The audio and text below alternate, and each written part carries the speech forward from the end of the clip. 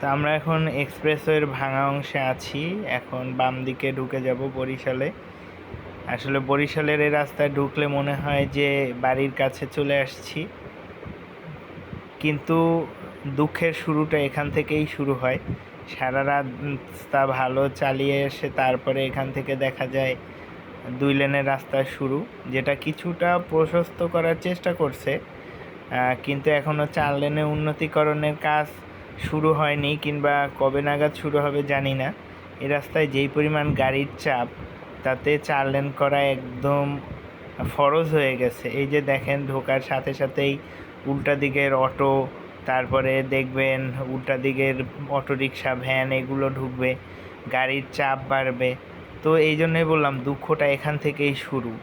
এখান থেকে 2 লেনের রাস্তা শুরু। এখন হচ্ছে গাড়ি চালিয়ে মনে হবে যে আসলে যুদ্ধ করতে নামছি। ঢাকা থেকে এই পর্যন্ত আসলাম খুবই ভালো এক্সপ্রেসওয়ে দিয়ে চালায়া। তো এই রাস্তাটা অতি তাড়াতাড়ি 4 লেনের করা দরকার, এবং এই যে রাস্তার মধ্যে যে অটোরিকশা বা হুটহাট মানুষ চলে আসা, এই জিনিসটা আসলে কিছুটা হলেও কমানোর চেষ্টা করা দরকার। এই রাস্তায় প্রচুর পরিমাণে অ্যাক্সিডেন্ট বাড়ছে, যা আমরা বিগত কয়েক বছরে দেখতে পাচ্ছি পদ্মা সেতু হওয়ার পরে। অনুরোধ রইল, যদি কেউ দেখে থাকেন কর্তৃপক্ষের, বিষয়টা নিয়ে কত দ্রুত কাজ করা যায় এটা একটু ভেবে দেখবেন।